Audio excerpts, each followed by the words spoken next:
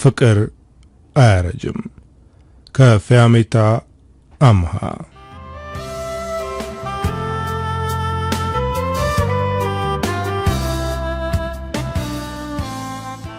ነፍስ ካወኩበት ጊዜ ጀምሮ የማያት አበባ አለች። በጎበዝ አትክልተኛ ተኮትኩታ እንዳደገች አበባ ውብ የሆነች ሴት ናት። ልዕልት ትባላለች። እንደ ስሟ ልዕልት ናት። ምክንያቱም ቤተሰቦቿ የናጠጡ ሀብታሞች ናቸው። በሞግዚት ቀብጣ ነው ያደገችው። እኛ ሰፈር ውስጥ ሁሉም በሚባል ደረጃ ነጭ ድሃ ነው። እሷ ቤተሰቦች ግን ከተማው ላይ ያሉ የሚባሉ ባለ ሀብት ናቸው። ግቢያቸው በጣም ሰፊ ነው። የቤት መኪናና ሹፌርም አለ። ዘበኛቸው አንዳርጌ ይባላል። ቀን ሙሉ የሰፈር ልጆችን ሲያባረርና ሲያስፈራራ ነው የሚውለው። እኔን ጨምሮ ሁሉም የሰፈር ልጆች ልዕልትን እንወዳታለን። እሷን ማየት ያስደስተናል። በሩን አንኳኩተን አንዳርጌ አቤት ብሎ ሲከፍት ልዕልትን እንጫወት እያሉሽ ነው በላት ብለን ልንልከው እንሞክራለን። መጀመሪያ አካባቢ በጸባይ ያናግረን ነበር። እሷ ከግቢ ወጣ መጫወት አይፈቀድላትም ይለን ነበር። እኛ ግን ማንኳኳታችንን አላቆምንም። ሲሰለቸው እኛን ማባረር ጀመረ። ልዕልትን እኛ ብቻ ሳንሆን የኛ ታላቅ የሆኑት የሰፈር ጎረምሶችም አይናቸውን ይጥሉባት ነበር። በተለይ ደግሞ መካሻና አንድነት ሲያዩት ፈገግ ይላሉ። እሷ በጣም ትንሽ ናት። ከኛ ጋር እንጂ ከነሱ ጋር አትመጣጠንም። እሷን ሳላይ ወደ ትምህርት ቤት አልሄድም።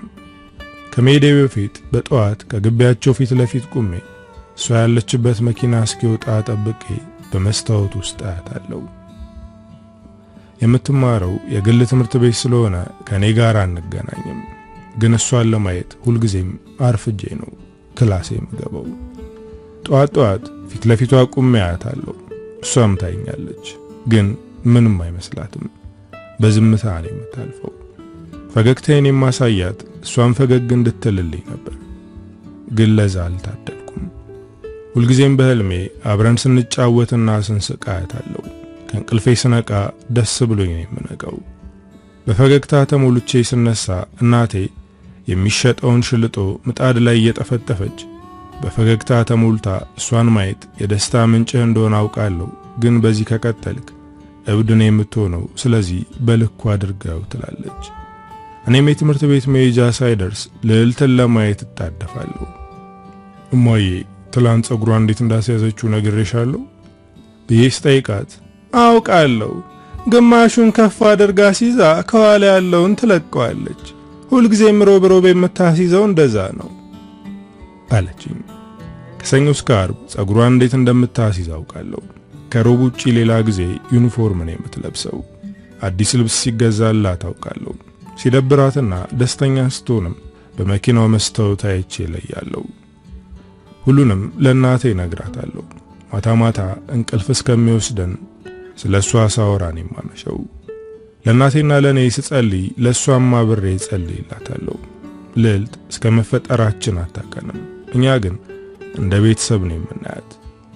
የቤተሰብ አባል ከሆነች ቆይታለች እያለች እናቴ ትተርበኝ ነበር። እማዬ የጸጉር አያያዟን ቀይራለች። ትላንት ግማሹን ብቻ ሳይሆን ሙሉውን ጠቅልላ ነው ያሳዘችው አልኳት። እናቴ ስለ ልዕልት መስማት ሰልችቷታል። በልተነስና ሽልጦህን በልተ ወደ ትምህርት ቤት ሂድ አለችኝ። እኔም ተዘገጃጅቼ ከትኩሱ ሽልጦ አንዱን አነሳው። ቁጭ ብለህ በልተ ሂድ፣ መንገድ ለመንገድ ስለምትበላ ነው ሰውነትህ የከሳው አለችኝ። እማዬ ሳይረፍድብኝ ልሂድ፣ የሚሄደው በላይኛው ሰፈር ስለሆነ ቶሎ መውጣት አለብኝ ስላት በመገረም እያየችኝ በቃ እቺ ልጅ ሳታያቱልም ማለት ነው? የትኛው ጸበል በወስድህ እንደሚሻል አላውቅም። እናቴ ይህንን ያክል ብታማረርብኝም አይፈረድባትም። ምክንያቱም ወሬ ሁሉ ስለ ልዕልት ነው። በጣም አሰለቻታለሁ። በቃ ደህና እማዬ፣ አጎቴ ከመጣ ደስ የሚል አንገት ልብስ እንዲሰራልኝ ንገሪው። ደግሞ ለኔ አይደለም፣ አዲስ ዓመት እየደረሰ ስለሆነ ለልዕልት የምሰጣት ስጦታ ነው ብያት ወጣሁኝ። ሽልጦ እየበላው ሄድኩኝ። የነልዕልት ግቢ ፊት ለፊት ያለው ትልቅ ዛፍ ስር ቆሜያለሁ። ከኔ ትንሽ ፈቀቅ ብሎ መካሻ ቆሞ እያጨሰ ነው። ወደኔ እየተመለከተ አንተ ጩጬ እቺንም ቡጥ ጽጌረዳ ማየት ሱስ ሆነብህ አይደል አለኝ። እሱ እንደዚህ ሲናገር ያናድደኛል። የልዕልትን ውበት ከኔ ውጪ ለሌላ እንዲታይ አልፈልግም። ግን መካሻና አንድነት በደንብ ያዋታል። ከሆነ ሴት ማሳደድ ከጀመርክ በእኛ እድሜ ላይ ስትሆንማ የከተማውን ሴቶች ትጨርሳቸዋለህ አለኝ። እኔ ግን ምንም አይነት ቃል አልተናገርኩትም። ወዲያው እሷ ያለችበት መኪና ከግቢው ወጣ። በድንጋጤ ቀጥ ብዬ ቆምኩኝ። መኪናው በፊት ለፊቴ ሲያልፍ እሷን በደንብ ለማየት ተዘጋጅቼ ቆሜያለሁ። ዛሬ እጄን ላውለብልብላትና ከዛ የሚመጣውና ያለው ብዬ እጄን ለማውለብለብ ተዘጋጀው። ግን ስታልፍ ያሰብኩትን ማድረግ አልቻልኩም። እሷ ከሄደች በኋላ ነው እጄን ያውለበለብኩት። መካሻ በሁኔታዬ ከት ብሎ ሳቀ። ፈዘቀረኩ። እሷ በቃ ሄዳለች። አሁን አንተም ወደ ትምህርት ቤት ሄድ እንዳይረፍድብህ። ያሰብኩትን ባለማድረጌ ቅር ብሰኝም ስላየኋት ደስ ብሎኛል። ዛሬም እንደተለመደው እጄን በጎማ ተመትቼ ነበር ወደ ክላስ የገባሁት። ሁልጊዜም ስለማረፍድ ሳልመታ አልገባም። ቁጭ እንዳልኩኝ ጓደኛዬ ወደ እኔ ተጠግቶ ዛሬ እጅህን እንደምታውለበልብላት ነግረኸኝ ነበር እና እሷም አውለበለበችልህ ብሎ በሹክሹክታ ጠየቀኝ። እኔ ግን ማድረግ እንዳልቻልኩ ነገርኩት። መምህሩ ስናወራ ስላየን ተቆጣ። አርፍደ መምጣት ሳያንስ ጭራሽ ትረብሻለህ አለ። በትምህርቴም ደካማ ላለመሆን እሞክራለሁ። ይህንን የማደርገው ለእናቴና ለልዕልት ስል ነው። ተምሬ ጥሩ የሚባል ሥራ ማግኘት አለብኝ። ከዛ ሁለቱንም ደስተኞች አደርጋቸዋለሁ። ልዕልት እንክብካቤ ከበዛበት የአባቷ ቤት ወጣ እኔ ጋር ስትመጣ ምንም እንዲጎልባት አልፈልግም። በዚህ ዕድሜ ስለማታቀኝ ልጅ እያሰብኩ ነው። የሷ ነገር ያሳስበኛል። ወደፊት ከኔ ጋር ስትሆን ምንም እንዳይጎልባት ገና ካሁኑ እየተጨነኩ ነው። ጓደኛዬ አሁንም ማውራቱን አላቆመም። የሆነ ቀን አግኝተናት ልንተዋወቃት ይገባል። እነናቲ ከቀደሙን ስላንተ ክፉ ነገር ነው የሚነግሯት አለ። ጓደኛዬ ሮቤል እንደምወዳት ስለሚያውቅ ሁልጊዜም እሷን የማናገርበት ሐሳብ ይነግረኝ ነበር። አሁንም የመምሩን ግሳጼ ወደ ጎን ብሎ ስለ ልዕልት እያወራኝ ነው። እንዴት እናገኛታለን? ጓደኛ ቢኖራት ጓደኛዋን አዋርተን ደብዳቤ እንልክላት ነበር ስለው እኔ አንድ መፍትሄ አለኝ ብሎ ፈገግ አለ። የኔ መምህሩ ድጋሚ አየን። በንዴት ወደኛ መጥቶ አሁን ውጡ ብሎ ጮኸብን። እኔ እሺ ብዬ ስነሳ ሮቤል አንገቱን ያቅለሰለሰ አራት ቸሪ እኛ መማር እንፈልጋለን አለው። የኔ በጥፊ በታው። ሁለታችንንም በርግጫ መቀመጫችንን በመምታት አስወጣን። የሮቤል ፊት ላይ የመምህሩ የጣት ምልክቶች አሉ።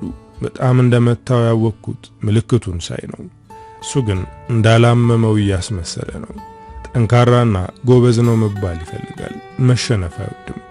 ራሱም ሆነ እኔን አንድ ነገር ሲገጥመን መፍትሄ ፈልጎ ነገሩን መፍታት የሱ ግዴታ ይመስለዋል። አሁንም የልዕልትን ጉዳይ እንዴት እንደሚፈታው እያሰላሰለ ነው። አሁን ወደ ቤት ሂድና ለሷ ደብዳቤ ጻፍላት፣ ከዛ ጠዋት የግቢያቸው በር ላይ እንገናኝ አለ።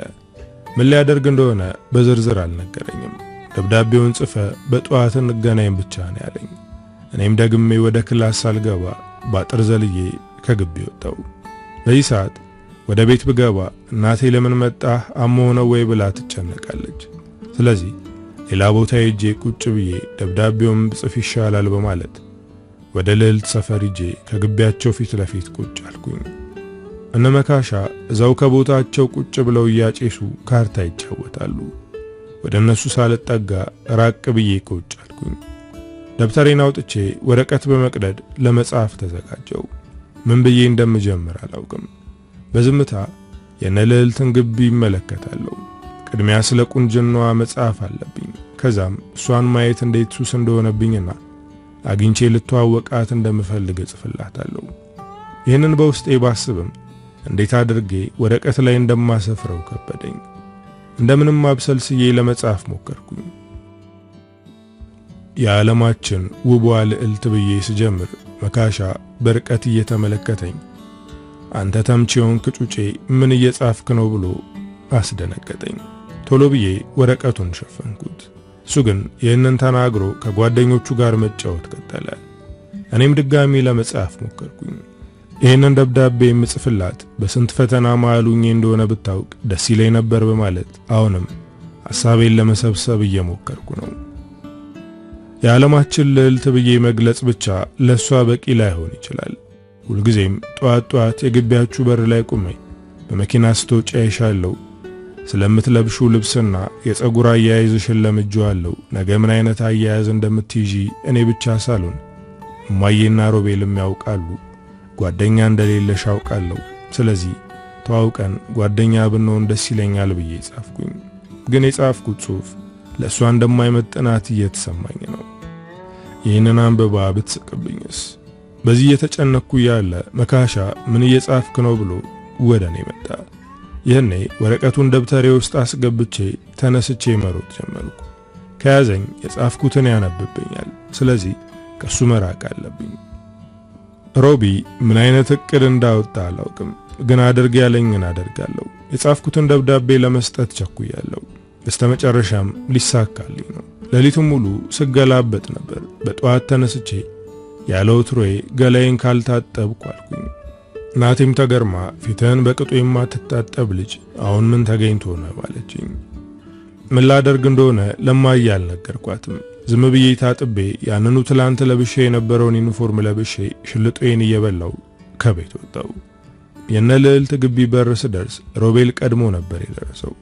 ሳይኝ ወደኔ በመምጣት በጣም ቆየህ እኮ አለ። መካሻም ምዛው ቆሟል። ጠዋት መምጣቱ አናደደኝ። ሷይናል እኮ አልኩት። ሮቤልም መካሻን ገላመጠው። ምንም ማድረግ አይችልም። ብልሃት በእድሜና በሰውነት ትልቅነት አይደለም። ሁሉንም ነገር ለኔ ተወው ጓደኛዬ ያለኝ። በሮቤል ተማመናለሁ። ከትንሽ ቆይታ በኋላ የግቢው በር ተከፈተ። መኪናው እንደወጣ ይቆማል። ያኔ ሩጠ ሄደህ ደብዳቤውን ትሰጣታለህ አለኝ። መፍራት ጀመርኩ። መኪናው ቢቆምም ባይቆምም እንዴት ብዬ ነው ወደሷ የምቀርበው? ሰውነቴ በላብ ተዘፈቀ። ሮቤል እንዳለው መኪናው ከግቢ እንደወጣ ቆመ። ሹፌሩም ከመኪናው ወርዶ ጎማውን ማየት ጀመረ። ሮቤል ሂድ ብሎ ገፋኝ። እኔ ግን ፈርቻለሁ። በዝምታ ቆምኩኝ። በጣም ተናደደብኝ። ቶሎ ሂድ አለ። ደብዳቤውን ይዤ ቀርፈፍ ስል መካሻ ወደኔ በመምጣት እናንተ ተምች የሆናችሁ ልጆች ምን እያደረጋችሁ ነው? ደግሞ ያስከው ምንድነው? ብሎ ደብዳቤውን ቀማኝ። መልስልኝ እያልኩ መታገል ጀመርኩ። እሱ ግን እጁን ከፍ አድርጎ ከደረስክበት ውሰድ አለ። እኔም ያለ አቅሜ እንጠራራለሁ። የልዕልት ሹፌር ጎማውን እያስተካከለ ነው። እሷ ደግሞ መኪና ውስጥ ሆና ከመካሻ ጋር የማደርገውን ትግል እያየች ተሰቃለች። የምትወዳት ልዕልት እየሳቀችብህ ነው አለኝ። ደብዳቤውን መቀማት ሲያቅተኝ የለሲቃ ተናነቀኝ። ስጠኝ ብዬ ጮኩበት። መፍትሄ የማያጣው ሮቤል ከኋላ በመሄድ የመካሻን እግር መታው። ይህኔ በጉልበቱ ተንበረከከ። እኔም ደብዳቤውን ከእጁ መነጨኩት። መካሻ በጣም ተናደደ። ልዕልት በጣም እየሳቀች ነው። ከተነሳ እንደማይለቀኝ ስለማውቅ ስንት ለፍቼ የጻፍኩትን ወረቀት ቀዳድጄ አፌ ውስጥ አስገባሁት። ከያዘኝ ያነበዋል። መካሻ ተነስቶ እኔንና ሮቤልን በጥፊ በርግጫ መታን። ይህኔ ልዕልት ሳቋ ጠፋ። በመካሻ የተናደደች ትመስላለች። እኛም አዋራ ለብሰን እያለቀስን ከዛ አካባቢ ጠፋን። አፌ ውስጥ ያስገባሁትን ወረቀት ካፌ ያወጣሁት የትምህርት ቤት በር ላይ ስንደርስ ነበር። ያሰብነውን ባለማሳካታችን ሮቤል ተናዷል። እኔም ተበሳጭቻለሁ። ግን ደግሞ ከኔ በላይ ሮቤል በጣም ተናዷል። ቀን ሙሉ የሚያስጠላ ስሜት ሲሰማኝ ነበር። ከትምህርት በኋላ ወደ ቤት ስንሄድ ሮቤል እጁን ትከሻዬ ላይ ጣል አድርጎ ሌላ መላ እንፈልጋለን አይደብርህ ጓደኛዬ አለኝ። ሁልጊዜም ቢሆን ከጎኔ ስለሆነ እወደዋለሁ። እኔ ብቻ ሳልሆን እናቴም ትወደዋለች። ከልጄ ለይቻ ላይህም ትለዋለች። እሱም እማዬ ብሎ እንደ እናቱ ነው የሚጠራት። ከሮቤል ጋር ቻው ተባብለን ወደ ቤት ገባው። ስገባ ከወትሮ ተለይቼ ነበር። ፈገግታዬና ጨዋታዬ የለም። ደብተሬን አስቀምጬ በጀርባዬ አልጋው ላይ ጋደም አልኩኝ። እናቴ መጨነቅ ጀመረች። ምነው ልጄ ከሰው ጋር ተጣላህ ወይስ አመመህ እያለች ጸጉሬን ማሻሸት ጀመረች። እኔም ጭኗን ተንተርሼ ጠዋት መካሻ ያደረገንን ነገር ነገርኳት። ልጄ የዚችን ልጅ ነገር መላክ አላልከው? እየቆየ ሲሄድ መውደድ ስር ሰዶ ወደ ፍቅር ይቀየራል። ይህንን የማሰቢያ ዕድሜ ላይ አይደለህም አለችኝ። እማዬ አልገባትም እንጂ እኔ ቅልጥ ያለ ፍቅር ይዞኛል። እማዬ ወደፊት የማገባው ልዕልትን ስለሆነ ካሁኑ ልታውቀኝ ይገባል። መንከባከብም ግዴታዬ ነው ስላት እናቴ ትንፋሽ እስኪያጥራት ነበር የሳቀችብኝ። በዚህ ዕድሜ ፍቅር ሰው መሆነ አባትህን አስታወሰኝ። አባትህም ልክ እንዳንተ ነበር ብላ የማላቀውን አባቴን አስታወሰችኝ። አባቴ አፍቃሪ እንደሆነ እማዬም ሆነች የድሮ ጓደኞቹ ሲያወሩ ሰምቻለሁ። ምናልባት እኔም በሱ ወጥቼ ይሆናል። በነጋታው ጠዋት እንደተለመደው ልዕልትን ለማየት ሄድኩኝ። መካሻን ሳየው ለመሮጥ ተዘጋጀው። እሱ ግን ሲጋራውን እያቦነነ ከጓደኞቹ ጋር በወሬ ተጠምዷል። ልዕልት እስከምትወጣ እየጠበቅኳት ነበር። ከትንሽ ቆይታ በኋላ መኪናው ከግቢ ወጣ። ሳያት ፈገግ አልኩኝ። እሷም ፈገግ ብላ እጇን አውለበለበችልኝ። ይሄ ለኔ ትልቅ ድል ነው። በደስታ ዘለልኩ። ወደ ትምህርት ቤት የሄድኩት በሩጫ ነው። ሮቢን አግኝቼ እስከምነግረው ቸኩያለሁ። ሮቢ የትላንቱ ዕቅዳችን ሰርቷል። ልዕልት እኮ ፈገግ ብላ እጇን አውለበለበችልኝ አልኩት። እሱም በጣም ተደሰተ። ከዚህ በኋላ ከኛ ጋር ጓደኛ እንድትሆንና በረፍት ቀን ከኛ ጋር እንድትጫወት ለማድረግ ሌላ ዕቅድ ማውጣት አለብን አለ። ሮቤል ምንም አይነት ዕቅድ ቢያወጣ በዕቅዱ እስማማለሁ። በደንብ ላስብበትና አሳውቅሃለሁ ባለኝ። እኔም ቀን ሙሉ ደስተኛ ነበርኩ። ወደ ቤት ስመለስ በጣም ደስተኛ ነበርኩ። እናቴ በሁኔታዬ ተገርማለች። በቃ ይቺ ልጅ ልታሳብድህ ነው አይደል? አንዴ ታኮርፋለህ፣ አንዴ ትስቃለህ አለችኝ። እማዬ ልዕልት ማለት ሁሉ ነገሬ ናት። የኔ ደስታ በሷ ሁኔታ የተመሰረተ ነው አልኳት። እናቴ እንደዚህ ስላት በጣም ትፈራለች። ከዚች ልጅ ጋር ያለህ ነገር ዘላቂነት ከሌለው በጣም ትጎዳለህ ትለኛለች። እኔ ደግሞ ከልዕልት ጋር ዘላቂ የሆነ ነገር እንደሚኖረኝ እርግጠኛ ነኝ። በነጋታው ቅዳሜ ስለነበር ትምህርት የለም። እኔና ሮቤል ባሮጌ ጨርቅና በካልሲ የሰፋነውን ኳስ ይዘን ወደ ልዕልት ሰፈር ሄደን የነሱ ግቢ ፊት ለፊት መጫወት ስንጀምር መካሻ ኳሱን ያዘብን። እዚህ መታችሁ የምትጫወቱት ሌላ መጫወቻ ቦታ አጣችሁ ነው ወይስ ሌላ ዕቅድ አላችሁ አለ። እኔ ስለፈራው በዝምታ አንገቴን አቀረቀርኩ። ሮቤል ግን አልፈራውም። ምንም ብናደርግ አይመለከትም አለው። ይሄ ንግግሩ መካሻን አናደደው። የሮቤልን ጭንቅላት በኩርኩም አቀለጠው። የመጣችሁት ልዕልትን ለማየት ከሆነ ዛሬ ረፍት ስለሆነች ከቤት አትወጣም አለ። ምናልባት ልትወጣ ትችላለች ስለው ፈገግ ብሎ ተመለከተኝ። አንተ ነህ ወይስ ሮቤል ነው እሷ ላይ አይናችሁን የጣላችሁት ብሎ ጠየቀ። ሁለታችንም ተያይተን ዝም አለን። እንደናንተ አይነት አመዳም የምትፈልግ ይመስላችኋል?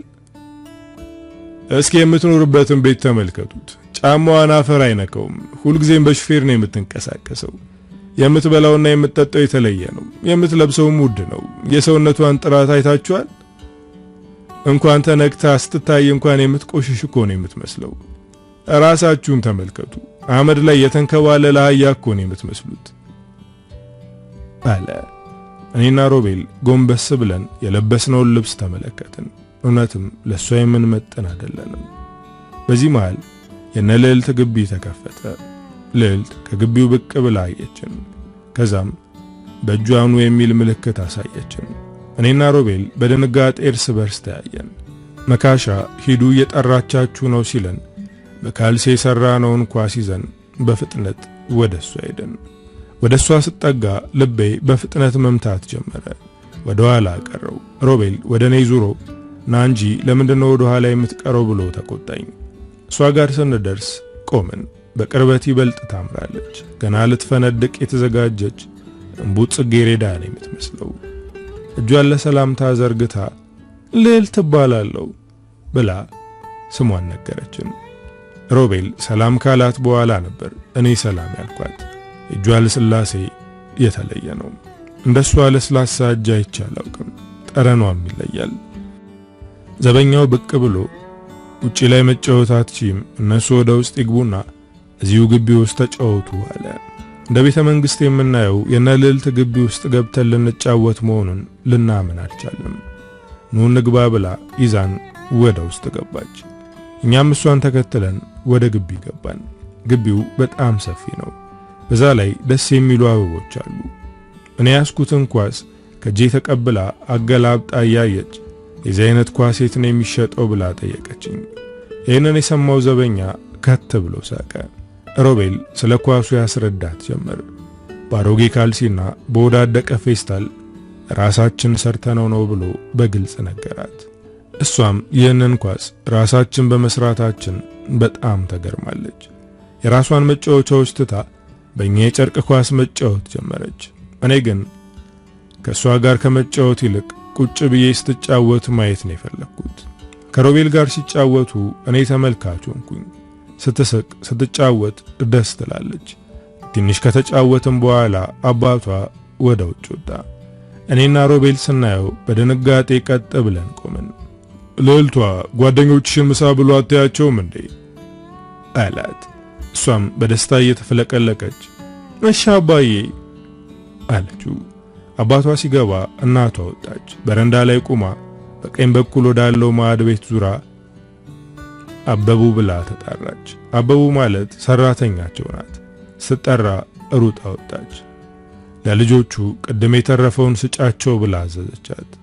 ወደ ልዕልት በመዞር አንቺ ነይ ግቢ፣ ጨዋታው ይበቃሻል፣ እነሱ ምሳቸውን በልተው ሄዱ ብላ አዘዘቻት። ልዕልት እናቷ ግቢ ስትላት ቅር አላት። የሮቤልን ጉንጭ ስማ ለኔ ደግሞ እጇን አውለብልባ ወደ ውስጥ ገባች። አበቡ በትሬ ሞላ ትርፍራፊ አመጣችልን። ትራፊ መሆኑን ስናይ መብላት ከበደን። ግን ደግሞ ይህንን እስከምንበላ ልዕልት ውጪና ተጫውቺ ልትባል ትችላለች ብዬ ለሮቤል ነገርኩት። እንብላ ካልክ እንብላ፣ ግን ቤተሰቦቻችን ይህንን ከሰሙ የሰው ቤት ለመቀላወጥ ሄድን የሚመስላቸው አለ። ማንም አይነግራቸውም፣ በልተን እንሂድ ብዬ አሳመንኩት። የቀረበልንን ትርፍራፊ መብላት ጀመርን። ዛሬ እዚህ መምጣታችሁ ለኔ ጥሩ ነገር ነው። ይህንን ትራፊ 3 ቀን ሙሉ እየተቀነሰ ይሰጠኝ ነበር። አሁን እግዚአብሔር ይመስገን አዲስ እንጀራ በላለሁ አለ ዘበኛው። የልዕልት እናት በጣም ኃይለኛና ቁጡ እንደሆነች ታስታውቃለች። እኛም ምግቡን መጨረስ አልቻለም። በቃም ብለን ለአበቡ ስንመልስላት አፏን በእጇ አፍና ትስቃለች። ወደ ዘበኛው እየተመለከተች አሁን ትራፊ ነው የምትበላው አለችው። የእውነት ተናደደ። እነዚህ ንፍጣም ልጆች ትራፊማ ብላ ተብያ ልገደድም አለ። እኛም በልተን ውሃ ጠጥተን ስንጨርስ ልዕልት ልታጠና ስለሆነ ወደ ቤታችሁ ሂዱ ተባልን። እኔና ሮቤል በደስታ እየፈነጠዝን ወደ ሰፈራችን ሄድን። ግን ኳሳችንን አልያዝንም ነበር። ኳሳችንን መርሳታችን አናደደኝ። አሁን በምን ልንጫወት ነው ብዬ ጠየቅኩት። እሱም ኳሷን አውቆ እንደረሳ ነገረኝ። ነገ ተመልሰን መሄጃ ይሆነናል፣ ለዛ ብዬ ነው እንጂ አልረሳሁትም አለኝ። ሮቤል ከኔ የተሻለ እንደሆነ በተደጋጋሚ እያሳየኝ ነው። በነጋታው ኳሳችንን እናምጣ ተባብለን ወደ እነ ልዕልት ቤት ሄድን። ልዕልት ስታየን ደስ አላት። እናቷ ስላልነበረች እንደፈለገች መጫወት ቻለች። እኛም ከሷ ጋር እየተጫወተን ቆየን። ከዛ ጊዜ በኋላ ግቢ ውስጥ እየገባን ከሷ ጋር እንድንጫወት ተፈቀደልን። ልዕልት ጓደኛችን ሆነች። ከሷ ጋር ስቀራረብ ይበልጥ ወደድኳት። ልጅ ብትሆንም ትልቅ ሕልም አላት። ስለ ሕልሟ ስታወራ ትልቅ ሰው ነው የምትመስለው። ሁልጊዜም ስለ ሕልሟ ትነግረን ነበር። በማዕረግ መመረቅና ጎበዝ ዶክተር መሆን እንዲሁም የምታገባው በተክሊል እንደሆነ ትነግረናለች። እሷ ስለ ሕልሟ ስታወራ ሮቤል ይሰለቻል። እኔ ግን አፌን ከፍቼ ነው የማዳምጣት። የኔ ሕልም ደግሞ እሷን ማስደሰት እንደሆነ ብነግራት እንዴት ደስ ባለኝ። ግን በዚህ ሰዓት መናገር አልፈልግም።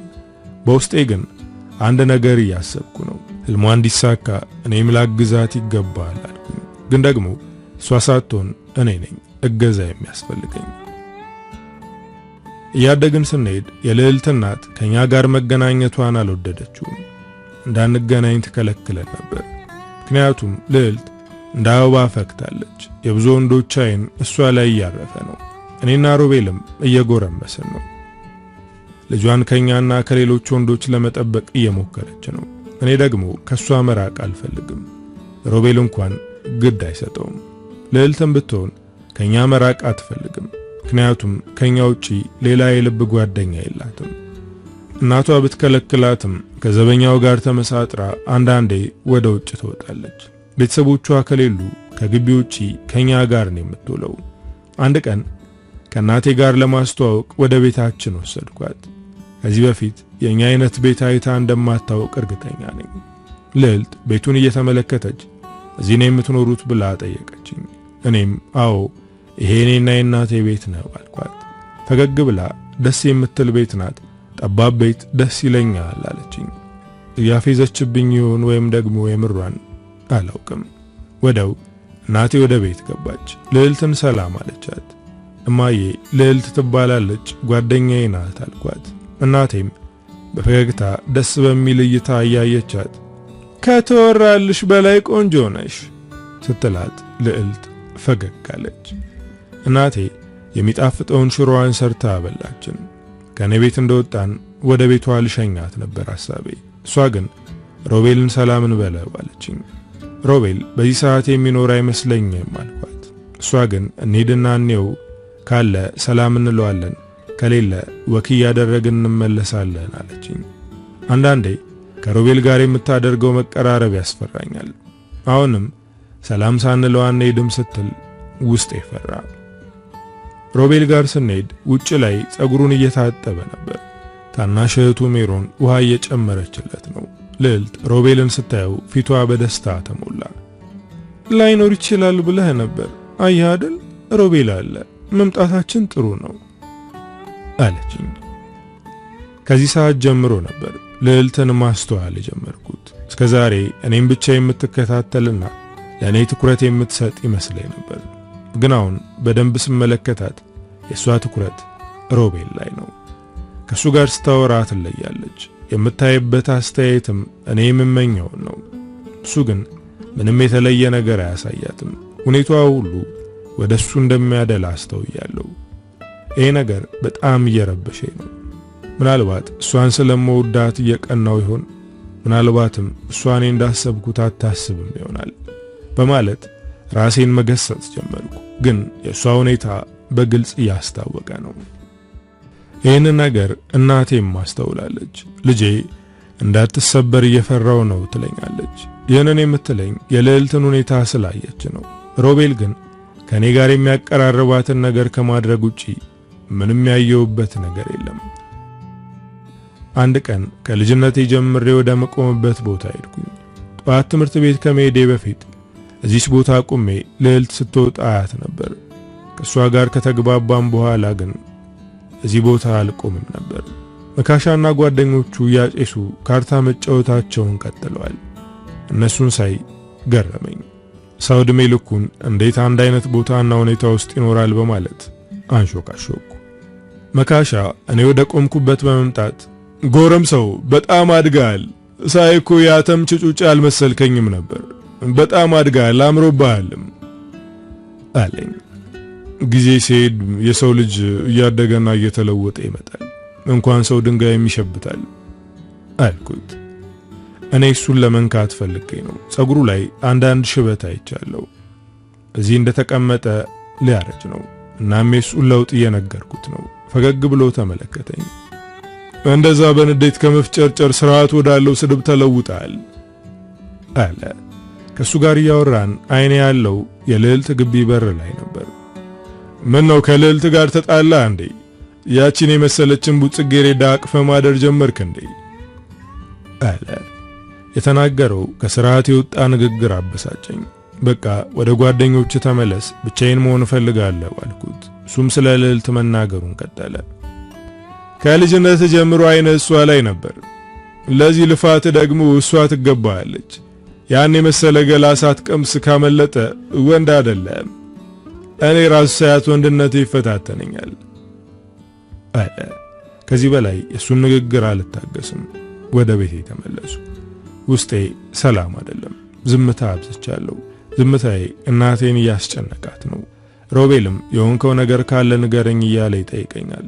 እኔ ግን በውስጥ ያምቄ ይዤ ዝም ብያለሁ።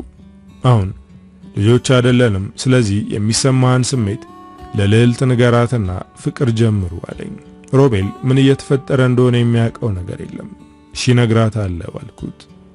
ልዕልት ከሮቤል ፍቅር እንደያዛት በግልጽ ያስታውቃል። ሮቤል ግን ይህንን መረዳት አልቻለም፣ ወይስ አውቆ እንዳላወቀ እየሆነ ነው። ከሱ ውጭ የማማክረው ጓደኛ የለኝም። ስለዚህ ጉዳይ ደግሞ እሱን ማማከር አልችልም። ስለዚህ እናቴ ጋር ማውራትን ያለኝ አማራጭ። ልዕልት ለሮቤል ያላትን ስሜት ነገርኳት። እናቴ አልገረማትም። ልጄ አይኖቿ እኮ እንደምትወደው ይናገራሉ። ያንን ካየው በኋላ ነው ያንተ ጉዳይ ሲያስጨንቀኝ የነበረው ብላ የዋስ ጭንቀቴን ጨመረችው። እሺ ምንድነው የማደርገው? ልዕልት እኮ ህልሜ ናት። ሮቤልም እንደ ወንድሜ የማየው ጓደኛዬ ነው። ቆይ ምን ላድርግ እማዬ? ሁለቱንም ማጣት አልችልም፣ በጣም ፈርቻለሁ ብዬ አለቀስኩኝ። እናቴ ቅፏ ውስጥ አስገባችኝ። ልጅ አትጨነቅ፣ ሁሉንም ነገር ለጊዜ ሰጥ፣ ጊዜ ራሱ ያስተካክለዋል።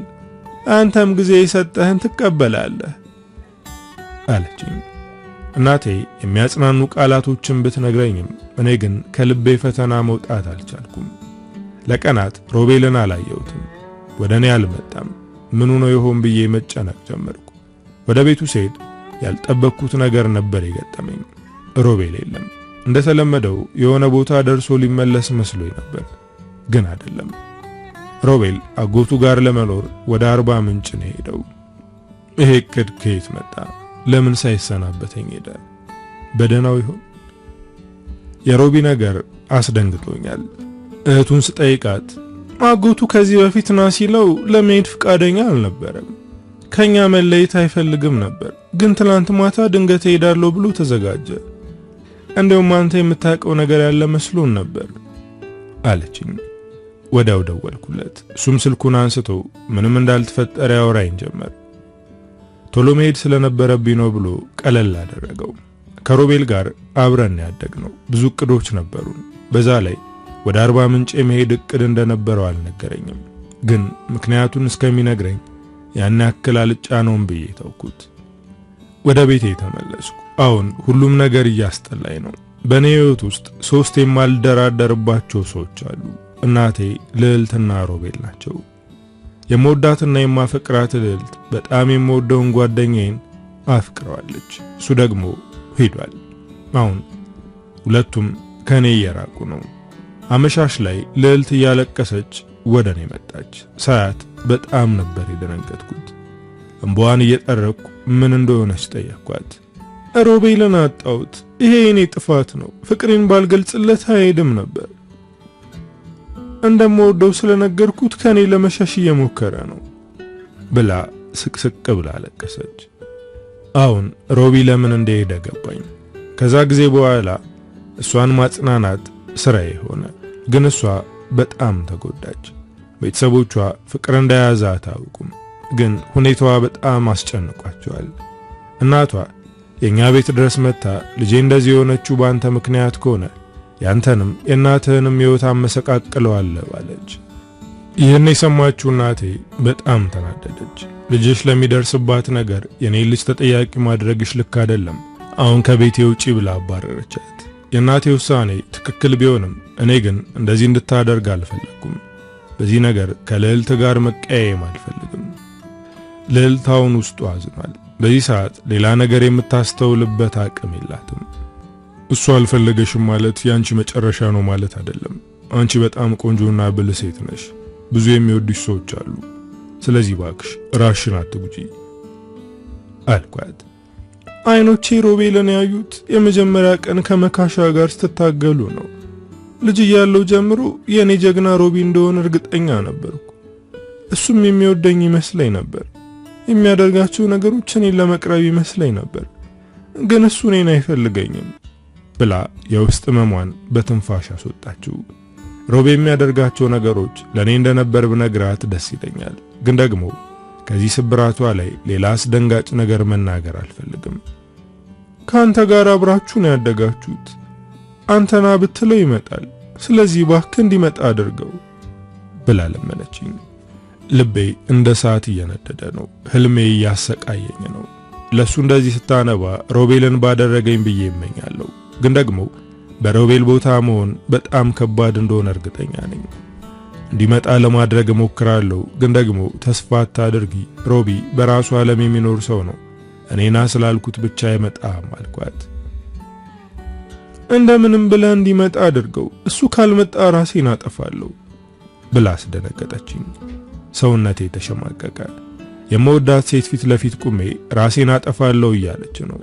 እጇን አጥብቄ በመጨበጥ እሺ እንዲመጣ አደርገዋለሁ፣ አንቺ ግን የማይሆን ነገር አታስቢ አልኳት። በዚህ ተስማምተን እስከ ግማሽ መንገድ ሸኝቻት ተለያየን። ወደ ቤት እንደተመለስኩ ለሮቢ ደወልኩለት። እሱ ግን ስልኩን አያነሳም። ስልኩን አንስቶ እንዲያወራኝ ስለፈለግኩ ደጋግሜ ደወልኩ። አልመልስ ሲለኝ አስቸኳይ ነገር ነው እባክህ ስልኩን አንሳው እናውራ ብዬ መልእክት ላኩለት። ሮቢ አይቶ ላለመመለስ ስለፈለገ ይሁን ወይም ሳያውቀው ቀርቶ አላወቅኩም። አላየ ይሆናል ሲያየው ይመልስልኛል አልኩኝ። የልዕልት ነገር እንዳስጨነቀኝ ለማዬ ነገርኳት። ሮቢን እንዲመጣ ካላደረግ ራሴን አጠፋለሁ ማለቷን ስነግራት ደነገጠች። እባክህ ልጄ ከዚህ ልጅ ራቅ፣ ሕይወትህን ታበላሸዋለች፣ ህልምህንና ወጣትነትህን ታባክነዋለች አለችኝ። ግን እውነታው ሌላ ነው። የኔ ህልምና ሕይወት የሚባክነው ልዕልትን ሳጣት ነው። ስለዚህ እሷን ማጣት አልፈልግም። እሷ ሕይወቴ እስትንፋሴ ናት። እማዬ ልዕልትን እንድተዋት አትምከሪኝ።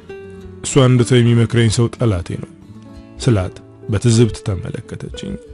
የማዬ ፍርሃት አይኖቿ ላይ ጎልቶ ይታያል። በዚህ ሴት ምክንያት የምታጣይ መስሎ እየታያት ነው። ፍራቿን ሳይ አጥብቄ አቀፍኳት። የኔ እናት አትጨነቂ፣ ራሴን እጠብቃለሁ አልኳት። እሷም አይኖቼን እየተመለከተች በተለይ ደግሞ ልብህን ጠብቀው፣ አንዴ ከተሰበረ ድጋሚ ለመሻር ረጅም ጊዜን የሚፈጀው አለችኝ። የዛን ምሽት ውስጤ ሲረበሽ ነበር ያመሸው።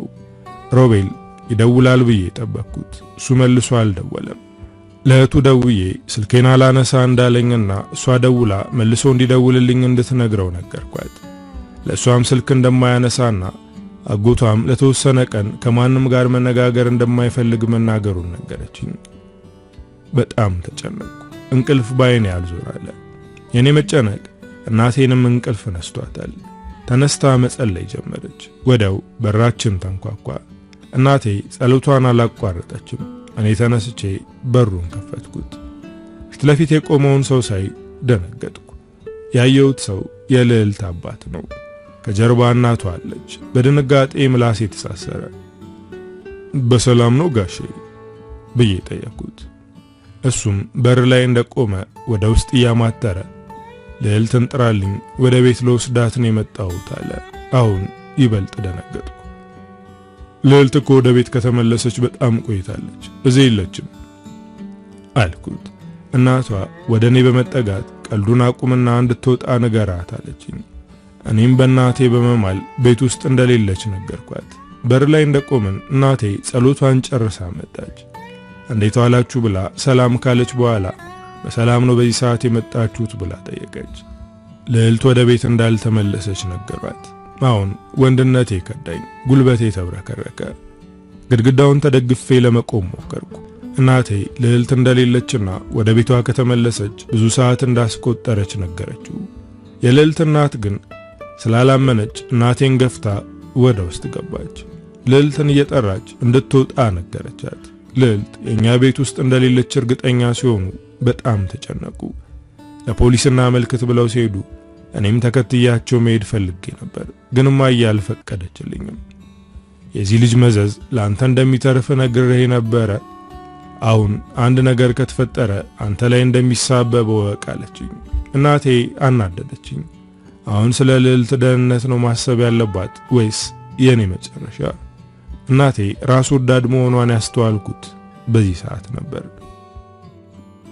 እማዬ በዚህ ሰዓት የልዕልት ጉዳይ እንጂ የኔ መጨረሻ አያሳስበኝም። አንቺ ግን እንዳየውሽ ከሆነ ራስ ወዳድ ሆንሽ በማለት ትክክል እንዳልሆነች ላስረዳት ሞከርኩ። እሷ ግን አሁንም አልተረዳችኝም። አንተ ልዕልትን ከምትወዳት በላይ እኔ አንተን እወድሃለሁ። ስለዚህ ምንም ብትለኝ ካንተ የማስበልጠው ነገር አይኖርም። በአንተ በኩል ራስ ወዳድ ነኝ። ስለዚህ ወደፊትህ ያሳስበኛል አለችኝ። ከልዕልት ቤተሰቦች ጋር ፖሊስ ጣቢያ ሄጄ የሚባለውን መስማት ብፈልግም እናቴ ግን በጭራሽ አትሄድም አለችኝ። ሌሊቱን ሙሉ ስንቆራጠጥ ነበር። በጠዋት ተነስቼ ለመውጣት በሩን ስከፍት ልጄ እባክህ አትሂድ፣ በጣም እየፈራው ነው፣ ውስጤን ጥሩ ነገር እየተሰማኝ አይደለም አለች። እኔም በዚህ ሰዓት ጥሩ ነገር እየተሰማኝ አይደለም፣ ስለዚህ ልዕልት መመለሷን አይቼ እመጣለሁ አልኩኝ። ምንም ሳትሆን ወደ ቤተሰቦቿ እንደምትመለስ እርግጠኛ ነበርኩ። እናቴ ግን የሚሆነው አይታወቅም፣ አንተ ለልዕልት ቅርብ ስለሆንክ አንድ ነገር ቢፈጠር አንተን ተጠያቂ ያደርጉሃል በማለት ድጋሚ ልዕልት ላይ አሟረተችባት። ምንም መልስ ሳልመልስ ከቤት ወጣሁ። በፍጥነት የሄድኩት ወደ ልዕልት ሰፈር ነው። ሰፈሩ ጭር ብሏል። መካሻና ጓደኞቹ እንኳን የሉም። ወደ ግቢው በር ተጠግቼ አንኳኳው። ወዲያው ዘበኛው ከፈተልኝ። ልዕልት ተመልሳ መጣች ብዬ ስጠይቀው እንዳልተመለሰችና ቤተሰቦቿም በጣም እንደተጨነቁ ነገረኝ። አሁንም ፖሊስ ጣቢያ ናቸው። ራሴን አጠፋለሁ ያለችው ነገር ትዝ አለኝ። ውስጤ እየተረበሸ ነው። አሁን ፖሊስ ጣቢያ ሄጄ ምን ላይ እንደደረሱ መጠየቅ እፈልጋለሁ። ከዛ በፊት ግን ወደ ቤት በመሄድ ለእናቴ ላሳውቃት። ስቆይባት ትጨነቃለች።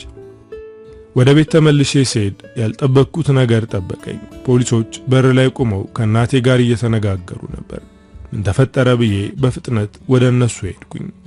እነሱ የመጡት በልዕልት ዙሪያ አንዳንድ ጥያቄዎችን ሊጠይቁኝ ስለሆነ ወደ ጣቢያ ሊወስዱኝ ነው። ፖሊሶቹ ይዘውኝ ሲሄዱ እናቴ እያለቀሰች ተከተለች። ወደ ፖሊስ ጣቢያው ግቢ ስገባ የልዕልት እናት በንዴት አፈጠጠችብኝ። ልጄን ምን እንዳደረካት አላውቅም፣ ግን አንድ ነገር ከሆነች በእኔ እጅ ነው የምትጠፋው ብላ ዛተችብኝ። እናቴ ዛቻውን ስትሰማ አላስቻላትም። የኔ ልጅ ካንቺ ልጅ መጥፋት ጋር የሚያገናኘው ነገር የለም፣ ስለዚህ የምትናገሪውን ነገር አስተውይ አለቻት። ሁለቱ እናቶች ለልጆቻቸው ሲሉ ምንም ያደርጋሉ። በዚህ ሰዓት የሚሰማቸው የፍርሃት ስሜት ከባድ ነው። ፖሊሶች ስለ ልዕልት የጠየቁኝን ነገር በሙሉ መለስኩላቸው። ከልዕልት ፍቅር እንደያዘኝና እሷ ደግሞ ጓደኛዬ ሮቤልን እንደወደደችው እንዲሁም ለሮቤል ስትነግረው ከሷ ለመራቅ ብሎ ወደ አርባ ምንጭ መሄዱን በዚህም ምክንያት በጣም ስላዘነች ድጋሚ የማይመለስ ከሆነ ራሴን አጠፋለሁ ማለቷን በዝርዝር ነገርኳቸው። ቃሌን ከሰጠው በኋላ እንደሄድ ለቀቁኝ። ወደ ውጭ ስወጣ የልዕልት ቤተሰቦች ቆመው እየጠበቁ ነበር። እናቴም ከነሱ ራቅ ብላ ቆማለች። የልዕልት እናት የማልለቀቅ መስሏት ነበር። አሁን ነፃ መሆኔን ስታይ ተናደደች።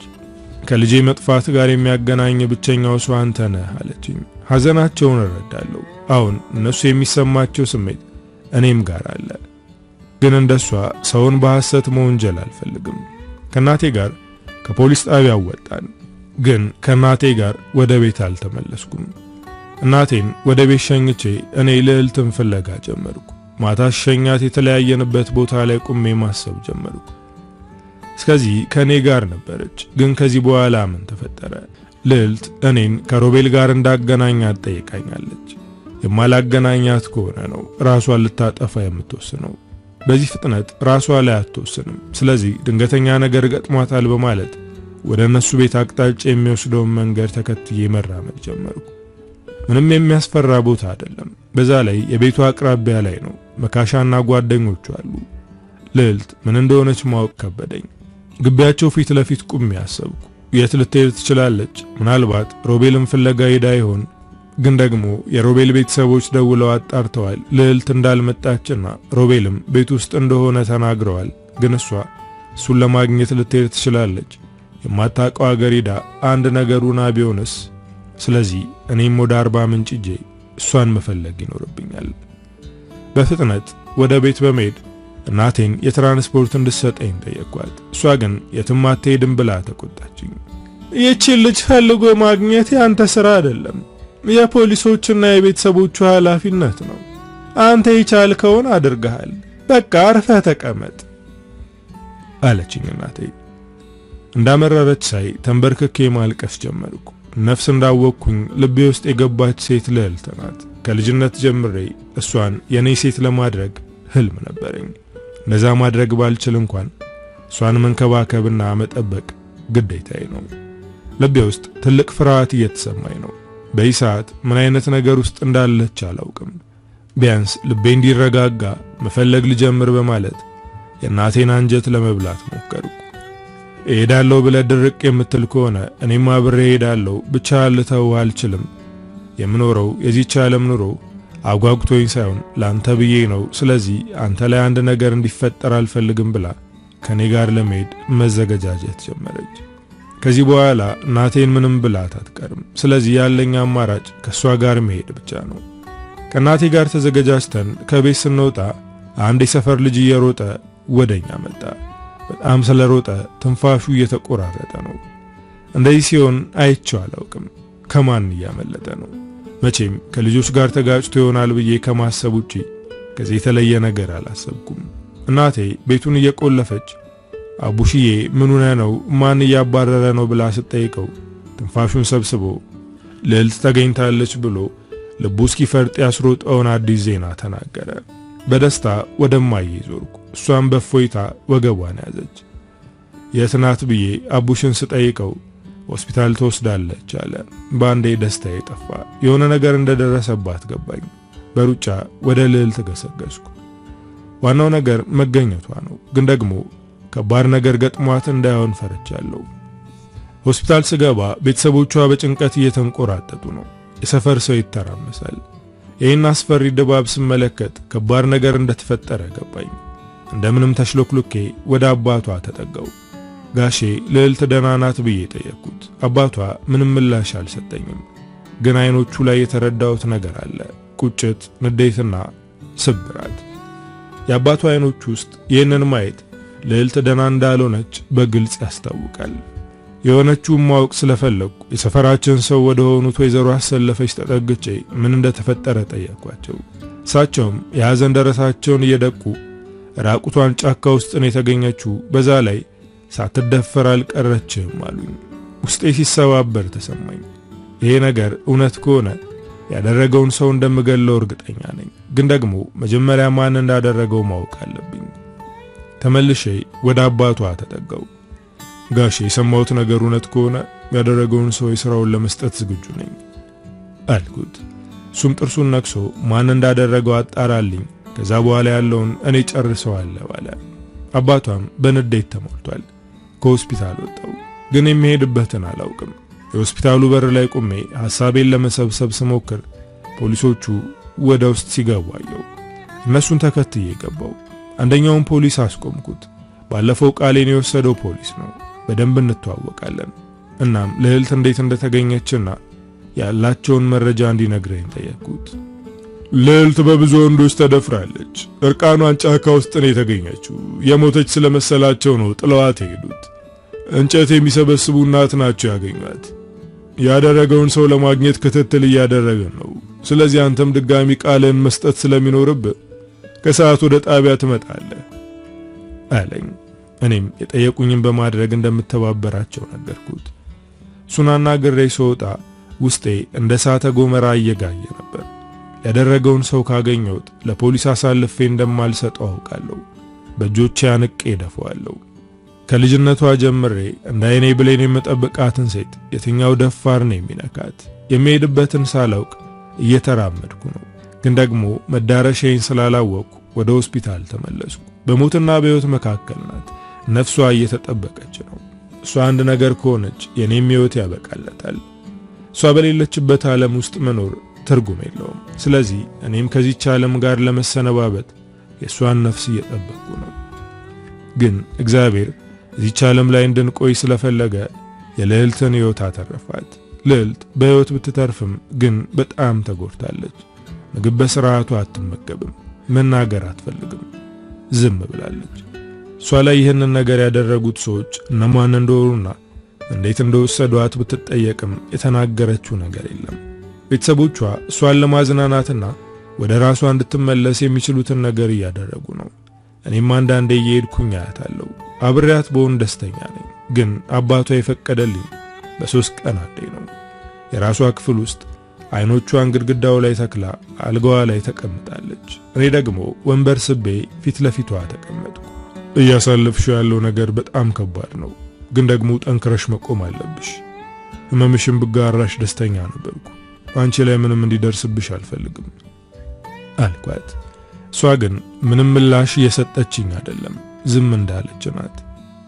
አንድ ታሪክ ልንገርሽ ብዬ ያጽናናታል ብዬ የማስበውን ታሪክ ልነግራት ተዘጋጀው። በድሮ ጊዜ አንዲት ቆንጂዬ ልዕልት ነበረች። ቤተሰቦቿ በህዝብ የተወደዱ ንጉሳውያን ናቸው። እሷም በጣም ደስተኛ ልዕልት ነበረች። ግን አንድ ቀን ያልጠበቀችው ነገር ተፈጠረ። አባቷ ተረት እየነገረ አስተኝቷት ነበር። እንቅልፍ እንዳሸለባት ከፍተኛ ነውጥ ሰማች። የሰዎች ጫጫታ ይሰማታል። በመስኮቱ የእሳት ብልጭታ ተመለከተች። ሰፊው ቤተ መንግስት በእሳት እየጋየ ነው። በፍርሃት በሩን ከፍታ ወጣች። አገልጋዮች ሕይወታቸውን ለማትረፍ እየተሯሯጡ ነው።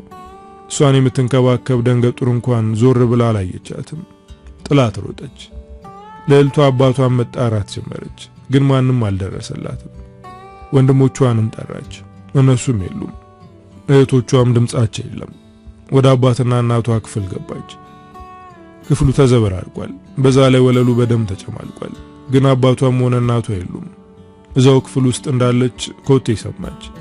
ወደ ኋላ ስትዞር የወንድሟ ታማኝ አገልጋይ ነው። ወደሱ በመጠጋት ምን እየተፈጠረ እንደሆነ ቤተሰቦቼ የት ናቸው ብላ ጠየቀችው። እሱም በፈገግታ ተመለከታት። ለረጅም ጊዜ ስመኝሽ ነበር፣ በስተመጨረሻ አገኘሁሽ ብሎ ያዛት። ግራ ተጋባች። ምን እያደረክ ነው ብላ ጠየቀችው። እሱም ደም የተጨማለቀበት ወለል ላይ አስተኝቶ የፈለገውን ነገር አደረገ። ልዕልቷ እያለቀሰች አባቴና ወንድሜ ይገሉሃል እያለች አስፈራራችው። እሱም ከት ብሎ በመሳቅ ከዚህ በኋላ ቤተሰብ የለሽም፣ ሁሉም ተገለዋል፣ አንቺም ሟች ነሽ፣ ግን ከኔ ጋር የምትስማሚ ከሆነ እንዳትሞች ያደርጋለሁ አላት። ልዕልቷ የቤተሰቦቿ አስክሬን አንድ ቦታ ተሰብስቦ ስታይ ውስጧ በሳት ተሞላ። ከዛች ሰዓት ጀምራ የምታስበው ይህንን ያደረጉትን ሰዎች መበቀል ነው። ከደፈራት የወንድሟ አገልጋይ ጋር ተስማማች። እሱ የጠየቃትን ነገር ለማድረግ ዝግጁ ሆነች። እሱም ላይ ገላት ቃል ገባላት። የአባቷን ዙፋን የተቆጣጠረው ብዙ የሚወራለት ሽፍታ ነው። አባቷ ሲያሳድደው ኖሯል። እናም እሱ ሰላዮችን ቤተ መንግስት ውስጥ በማስገባት ሊያሸንፍ ቻለ። ከካዲዎቹ አንዱ ደግሞ የደፈራት የወንድሟ ታማኝ አገልጋይ ነበር። ቤተሰቦቿን በአንድ ምሽት አጣች። አባቷ የሚሳሳላቸው ብዙ የከተማው ሰዎች በዚህ ግርግር ምክንያት ሞተዋል። ተወልዳ ያደገችበት ቤተ መንግስትም በማታውቃቸው ሰዎች ተወሯል። ከደፋሪዋ ጋር ተስማምታለች። ይህን ሁሉ ነገር በውስጡ አምቃ ይዛለች። ተሰባብራ ተስፋ ቆርጣ አልተቀመጠችም። ደስተኛ ለመሆን እየሞከረች ነው። የከተማው ሰው ይጠላታል። ምክንያቱም የአባቷ ጓደኞች ጋር አብራ እየኖረች ስለሆነ ነው። መንገድ ላይ ምራቅ ይተፉባታል። ቤተሰቦችሽን አሳልፈሽ የሰጠሽው አንቺ ነሽ ከሃዲ እያሉ ይናገሯታል። እሷ ግን ሁሉንም በውስጧ ቻለችው። እሷ ላይ የደረሰባትና የውስጧን ስብራት የምታውቀው እሷ ብቻ ናት። ግን ያንን ነገር እንዲያውቁላት ብላ እቅዷን አላበላሸችም። ለመደሰት ትሞክራለች። ያሰበችውን ለማድረግ ጠንክራ ቆመች። የደፈራትን ወንድ ትታ የአባቷን ቦታ የወሰደውን ትልቁን ጠላቷን በፍቅር አንበረከከችው። እሷ የጠየቀችውን ሁሉ ያደርጋል። እናም እንዲያገባትና ንግስቱ እንድትሆን ጠየቀችው። እሱም በትልቅ ንጉሳዊ ስነ ስርዓት አግብቶ ንግስት አደረጋት። አሁን የሚተፉባት ሰዎች ጭራሽ እንደ ጭራቅ ያዋት ጀመር። ንግስት ስለሆነች ደፍረው አይናገሯትም፣ ግን በጣም እንደሚጠሏት ታውቃለች። እነዚህ ህዝቦች ለአባቷ ያላቸውን አክብሮት ስታይ እንባ ይተናነቃታል። እሱ በህይወት ባይኖርም ለሱ ያላቸው ፍቅር የማይነቃነቅ ነው። መጀመሪያ የበቀል ዱሏን ያሳረፈችው የወንድሟ ታማኝ አገልጋይ ላይ ነበር። በቤተሰቦቿ ደም የተለወሰው ወለል ላይ አስተኝቶ ያለ ፍላጎቷ ስለደፈራት ቅጣቱን እንዲያገኝ አደረገችው። ወደ ክፍሏ ጠራችው። እሱም ከሷ ጋር መዝናናት ስለሚፈልግ ፈጥኖ ነበር ሄደው። እሷ ግን ወጥመድ አዘጋጀችለት። ሊደፍራት እንደሞከረ ለንጉሱ ባለቤቷ ነገረችው። ንጉሱ ያንን ሰው በአደባባይ እንዲሰቀል አደረገው። ሲሰቀል በቦታው ነበረች። ይህ ለሷ ትልቅ እርካታ ነበር። ምክንያቱም በዛ ጭንቅ ሰዓት ያደረጋት ነገር ሰባብሯታል። በቀሏን በዚያ አላቆመችም። ንጉሱንም በገዛ አገልጋዮቹ አስገደለችው። ከዛም ዙፋኑን ራሷ ተቆጣጠረች። የቤተሰቦቿ ሞት ላይ እጃቸው ያለበትን ሰዎች ቅጣታቸውን ሰጠቻቸው። በዚህ ድርጊቷ ህዝቡ ተደነቀ። የአባቷን ዙፋን አስመልሳ እሷ ነገሰችበት። ይቺ ንግስት ያኔ የቤተሰቦቿን አስክሬን ስታይና ያልተገባ ነገር ስታደርግ ተስፋ ቆርጣ ራሷን መግደል ትችል ነበር፣ ወይም ከዛ አካባቢ ትጠፋ ነበር። እሷ ግን አላደረገችውም። መጥፎ ነገር ያደረጉ ሰዎችን መቅጣት ትፈልጋለች። እሱ ብቻ ሳይሆን የአባቷን ቦታ ማስከበር ትፈልግ ነበር። ስለዚህ ራሷን አጠነከረች። ምክንያቱም የሆነውን መመለስ ባትችልም ከዚህ በኋላ ያለውን ማሸነፍ ትችላለች። በማለት ታሪኬን እንደመደምኩ። ልዕልት የምነግራትን ታሪክ እየሰማች ታለቅሳለች። ማልቀሷ በራሱ ትልቅ ነገር ነው፣ ምክንያቱም ዝም ከማለት የተሻለ ስለሆነ። ከሷ ጋር ቆይቼ የመሄጃ ሰዓቴ ሲደርስ ወጣው። አባቷ ተከትሎኝ ወጣ። ለልጄ የምታደርገው ነገር ትልቅ ነገር ነው፣ በጣም አመሰግናለሁ፣ ግን እባክህ ጓደኛ ሮቤል መጥቶ እንዳያት አድርገው፣ እሱን ስታየው ወደ ራሷ ልትመለስ ትችላለች አለ። እኔም እሺ ብዬ ቃል ገባው። ልዕልትን አፈቅራታለሁ፣ ከኔ ውጪ ሌላ ሰው እንድትሆን አልፈልግም፣ ግን ደግሞ እሷን የሚያስደስታት ከሆነ ለሌላ ሰው አሳልፌ ለመስጠት ዝግጁ ነኝ። አንድ ነገር አስቤያለሁ። ሮቤል ወዳለበት ሂጄ እኔ እሷ ፍቅር እንደወጣልኝና ከሌላ ሴት ጋር ፍቅር እንደጀመርኩ ነግረዋለሁ። እሱ ልዕልት ወደ ራሷ እስክትመለስ እንዲያግዛት እማጸነዋለሁ።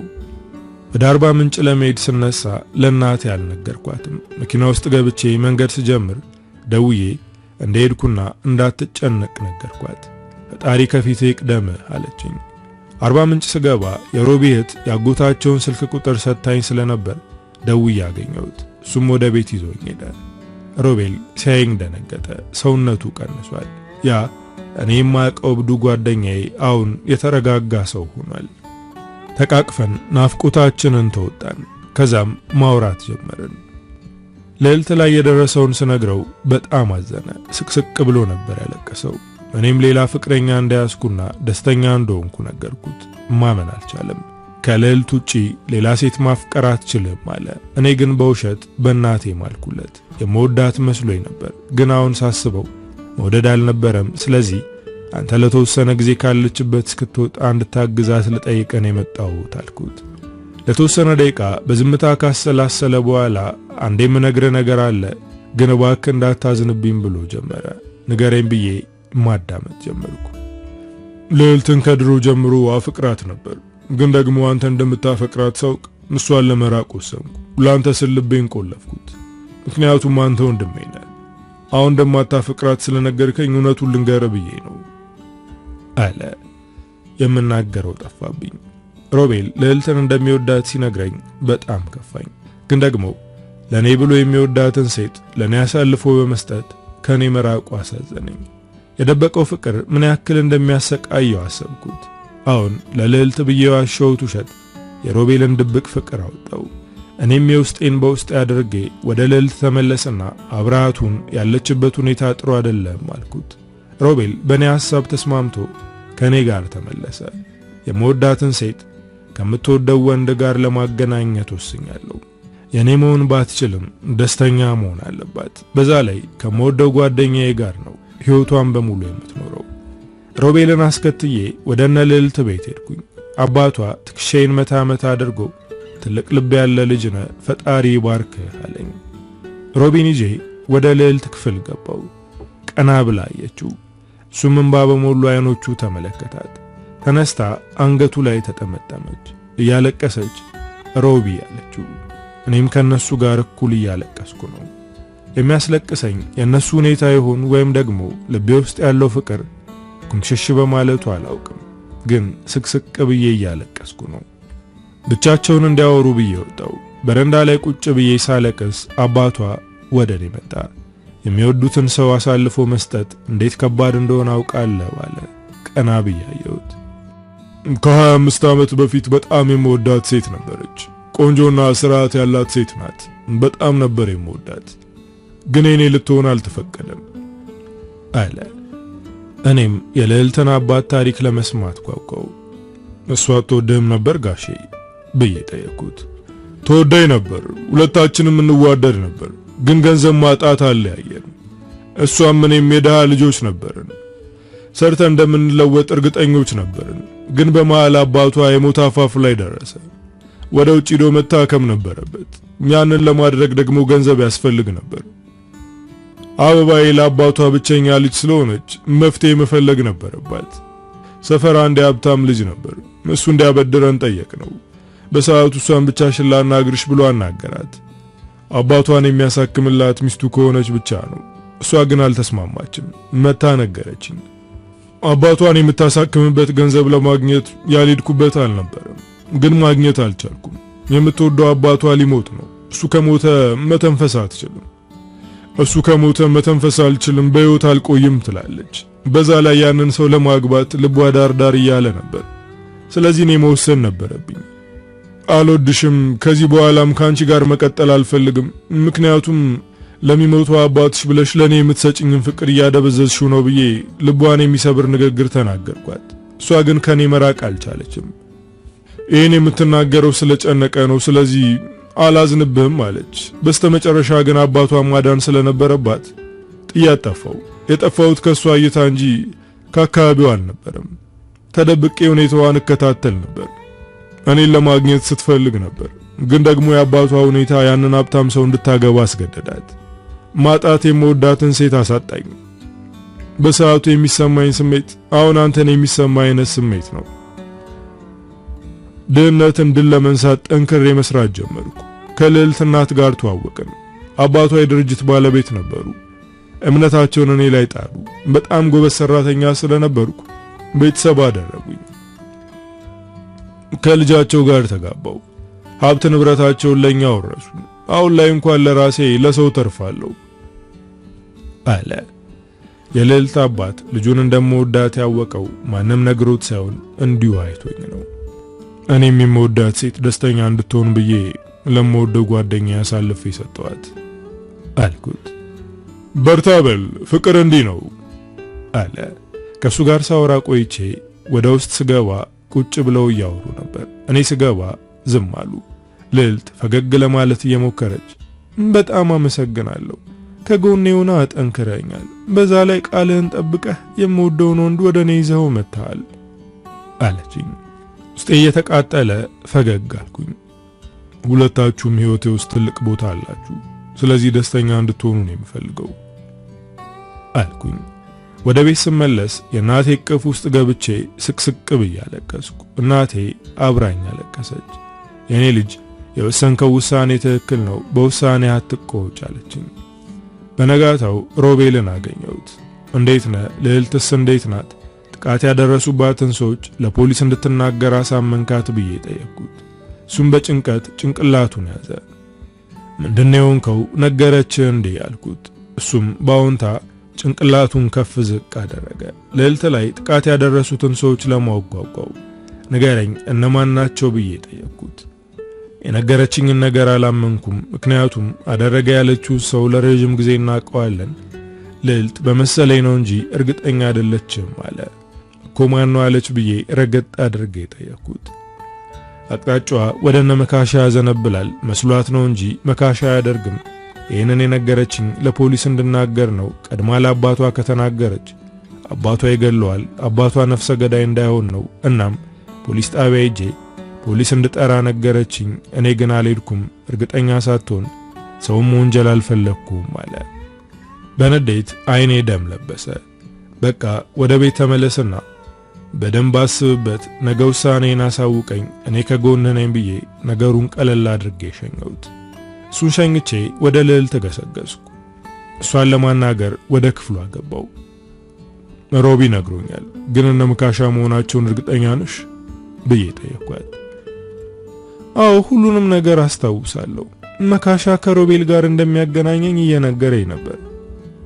አዘናግተው መኪና ውስጥ አስገቡኝ። አይኔንና አፌን ሸፍነው የማላቀው ጫካ ወሰዱኝ። በጣም ፈርቼ ነበር። ሶስቱም እየተፈራረቁ አሰቃዩኝ። በጣም ለምኛቸው ነበር፣ ግን የተጠቀሙት ሱስ ከራሳቸው ጋር እንዲሆኑ አላደረጋቸውም። የሆነ ሰዓት ላይ ራሴን ሳትኩ። ያንን ነገር ሳስበው ፈራለሁ። አሁንም ፈርቻለሁ። ሌሊት እንቅልፍ ባይኔ አይዞርም። አይኔን ስጨፍን እነሱ ይመጡብኛል አለች። ሌላ ማብራሪያ አልጠየቅኳትም። ተነስቼ ከቤት ወጣው። አባቷ ተከትሎኝ ወጣ። ስላጠቋት ሰዎች የነገረች ነገር የለም ወይ ሲል ጠየቀኝ። ከነገረች ለፖሊስ ከመናገር በፊት ቀድመ ለኔ እንድትነግረኝ አለኝ። እኔም እሺ ነግርሃለሁ አልኩት። ሁኔታዬ ደስ ስላላለው ነግርሃለች እንዴ ብሎ ድጋሚ ጠየቀኝ። እስካሁን አልነገረችኝም። ከነገረችኝ ግን አሳውቃለሁ ብዬ ከግቢ ወጣው። ፊት ለፊት እነ መካሻ የሚቀመጡበትን ተመለከትኩ። ሁሉም የሉም። የት እንደሚሆኑ አውቃለሁ፣ ግን መጀመሪያ ወደ ቤት መሄድ ነበረብኝ። ሮቤል ለምንድነው የነገረችውን ነገር እርግጠኛ መሆን ያቃተው ብዬ ራሴን እየጠየቅኩ ነበር። ቤት ገብቼ የእናቴን ፍራሽ ወደ ላይ አነሳሁት። እናቴ ከድሮ ጀምራ ከፍራሹ በታች የምታስቀምጠው ማስፈራሪያ ጩቤ ነበረች። እሷን ኪሴ ውስጥ አስገብቼ ልወጣ ስል እናቴ መጣች። የት ልትሄድ ነው? ደግሞ ምንድነው የሚያጣድፍ ብላ ጠየቀችኝ። የእናቴን ግንባር በመሳም የሆነች ጉዳይ አለችኝ፣ እሷን አስተካክዬ እመጣለሁ አልኳት። ከእናቴ ቤት ወጥቼ እነ መካሻ ወደሚቀሙበት ቤት ሄድኩኝ። እንደጠበቅኩትም አገኟቸው። ሲያዩኝ ተደናገጡ። ግን እኔ ምንም እንዳልተፈጠረ ከጎናቸው ቁጭ አልኩኝ። ውጭ ላይ ጨዋ ትመስላለህ፣ ግን ድብቅ ሱስ እንዳለብህ ማንም አያውቅም። ለመሆኑ ልዕልት ታውቃለች ሱሰኛ መሆንህን አለኝ መካሻ። እኔም በአዎንታ ፈገግ ለማለት ሞከርኩ። እንኳን ወደኛ ዓለም በሰላም ተቀላቀል ካለኝ። ከነሱ ጋር እኩል እየቃምኩ ነው። አንዳንዶቹ እየወጡ ሄዱ። አሁን ትንሽ ሰዎች ቀርተናል። ከዚህ በላይ ከነዚህ ሰዎች ጋር አብሬ መቀመጥ አልችልም ብዬ ከተቀመጥኩበት በመነሳት ጩቤውን አውጥቼ የመካሻ ደረት ላይ ሰካሁት። ሁሉም ሰው በድንጋጤ መጫጫው ጀመረ። ውስጥ የነበሩት ሩጠው ወጡ። መካሻን ከወጋው በኋላ በፍጥነት ሁለቱንም ወጋዋቸው። ፍጥነቴ ልክ እንደ ብርሃን ነው። የተቀመጥኩበት ፍራሽ በደም ተጨማለቀ። አድኑን እያሉ ለመጮህ ቢሞክሩም ማንም አልገባላቸውም ነበር። ድንገት ግን ፖሊሶች ገቡ። እኔን ይዘውኝ ሲወጡ አምቡላንስ አየው። እነዚህ አረመኔ ሰዎች መዳን የለባቸውም፣ እንዲሞቱ ነው የምፈልገው እያልኩኝ እጮሃለሁ። ፖሊሶቹን ይዟቸው የመጣው ሮቤል ነው። ባደረኩት ነገር ተደናግጧል። ወደ እኔ እየተመለከተ ምን አይነት ስህተት ነው የሰራው? ነፍስ በማጥፋት እስር ቤት እንድትበሰብስ ያደርጉሃል አለ። እኔ ግን ምንም አልመሰለኝም። ምክንያቱም የመወዳትን ሴት የጎዷትን ሰዎች ዋጋቸውን ነው የሰጧቸው። መካሻ ቢሞትም ሁለቱ ተርፈዋል፣ ግን መንቀሳቀስ አይችሉም። እኔም አዎ አድርጌዋለሁ ስላልኩ ተፈረደብኝ። የልዕልት አባት ጎበዝ ጠበቃ ቀጥሮ ቅጣቴ እንዳይከብድ ማድረግ ችሏል። ከልዕልት አባት ውጪ ማንም መጥቶ አይጠይቀኝም ነበር። እናቴ በእኔ በጣም እንዳዘነች ነግሮኛል። ልጄ ሙቷል ብላ ደምድማለች። ልዕልት ደግሞ አይኔን የማየት ድፍረት አልነበራትም።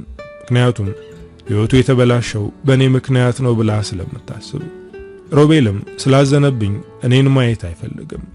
የልዕልት አባት እየመጣ ሲጠይቀኝ ውጭ ላይ ምን እየተከናወነ እንደሆነ በጠይቀውም አብራርቶ አይነግረኝም። የምወዳቸው ሰዎች በእኔ ተስፋ እንደቆረጡ ገባኝ። ከዚህ በላይ አይፈልጉኝም። ይህን ሰውዬም እያስቸገርኩት ነው። ከዚህ በኋላ መጥተህ እንድጠይቀኝ አልፈልግም፣ ሰው አያስፈልገኝም ብዬ እሱም እንዲቀር አደረግኩ። ለረጅም ዓመታት እስር ቤት ነበርኩ። በዚህ ጊዜ ብዙ ተምሬያለሁ። ብዙ መጽሐፎችን አንብቤያለሁ። እስር ቤት ውስጥ ጓደኞች አፍርቻለሁ። ከኔ ቀድሞ የወጡ ነበሩ፣ እድሜ ልክም የተፈረደባቸው ነበሩ። ከረጅም ዓመት በኋላ ከእስር ቤት ወጣሁ። ስወጣ በር ላይ የተቀበለኝ የልዕልት አባት ነበር። ሽበት ወሮታል። የሚንቀሳቀሰውም በከዘራ ነው። ሳየው ደስ አለኝ። አቅፌ ሰላም አልኩት። እሱም በደስታ ፈገግ አለ። ከእስር ቤት ሳትወጣ እንዳልሞት ጸልይ ነበር። እንኳን ለነጻነት ቀን አደረሰ አለ። ያን ያደረኩት ነገር አይቆጨኝም። አሁንም በመውጣቴ ደስተኛ ነኝ። ግን እናቴ ናፍቃኛለች። ወደ እናቴ መሄድ አለብኝ። በጣም ናፍቃኛለች። ይቅር እንድትለኝ የምችለውን አደርጋለሁ ስለው አንገቱን ሰበር አደረገ። ምን ነው ጋሼ ብዬ ጠየቅኩት። እሱም ምንም የለም፣ መጀመሪያ ወደኛ ቤት እንሂድ አለ። እኔ ግን መጀመሪያ ወደ እናቴ መሄድ ነው የምፈልገው ብዬ ድርቅ አልኩበት። ያኔ መራር የሆነ መርዶ አረዳኝ። እናቴ በሕይወት የለችም። ይሄ ነገር ለኔ እጅግ ከባድ ነገር ነበር። ወደ እናቴ መቃብር ሄድኩኝ። የልዕልትን አባት እግዚአብሔር ይስጠውና ሐውልት አሰርቶላታል። እማዬ ይቅርበይም ብዬ አለቀስኩ። ለረጅም ሰዓት የእናቴ መቃብር ቆይቼ ወደ እነ ልዕልት ቤት ሄድኩኝ። ቀለል ያለ ዝግጅት አዘጋጅተው ነበር የተቀበሉኝ። ልዕልትን አገኘኋት። ትልቅ ሆናለች፣ ግን አሁንም ውብ ናት። ወደ እኔ በመምጣት አቀፈችኝ። እኔም አጥብቄ አቅፌ አለቀስኩ። ለእሷ ያለኝ የፍቅር ስሜት እንዳለ ነው። ልቤ በፍጥነት እየመታ ነው። ሮቢ የት ነው ብዬ ጠየቅኩኝ። ግን ሮቤል አብሮ አልነበረም። ሮቤል ልዕልትን ትቶ ውጭ እንደሄደና እዛው አግብቶ እንደወለደ ነገሩኝ። የልዕልትም እናት በሕይወት የለችም። ልዕልት ከሮቤል ጋር ከተለያየች በኋላ በጣም ተጎድታ ነበር። አሁን ግን ደህና ናት። ለሷ ስል ብዙ ነገሮችን አድርጋለሁ። ለደስታዋ ብዬ ራሴን ጎድቼ ከጓደኛዬ ጋር እንድትሆን አድርጋለሁ። የጎዷትን ሰዎች ጎድቻለሁ። ለረጅም ዓመት በእስር ቤት አሳልፌያለሁ። እንዲሁም ልቤ በፍቅር እየመታ ነው። ከዓመታት በኋላ ከልዕልት ጋር ተገናኝቻለሁ። አሁን ትኩረቷ እኔ ላይ ነው። እንዲሁም አሁንም ትወደኛለህ ብላ ጠየቀችኝ። ፈገግ ብዬ ከተመለከትኳት በኋላ ትንፋሼ ተቋርጦ እስክሞት እወድሻለሁ አልኳት። እሷም እጄን በመያዝ ያኔ ያለማስተዋሌ ይቆጨኛል፣ የእውነት የሚወደኝን ሰው አለመለየት ያበሳጨኛል አለችኝ። አሁንም ጊዜ አለን፣ ግን ያው ጸጉሬ ላይ ያሉትን አንዳንድ ሽበቶች አይተሽ አርጅታል የማትይ ከሆነ ብዬ ቀለድኩኝ። እሷም የደስታ ሲቃ እየተናነቃት እኔም ላይ አንድ ሁለት ሽበቶች አሉ አትጨነቅ አለችኝ። ፍቅር አያረጅም። እኔና ልዕልት ከረጅም ዓመት በኋላ የእድሜያችን አመሻሹ ላይ ደስ የሚል ፍቅር ጀመርን። አንዳንዱ ፍቅር የእድሜያችን ማምሻ ላይ ይክሰናል። በፍቅርና በሚወዱት ሰው ተስፋ አይቆረጥም። አበቃው። ከፊያሜታ አምሃ።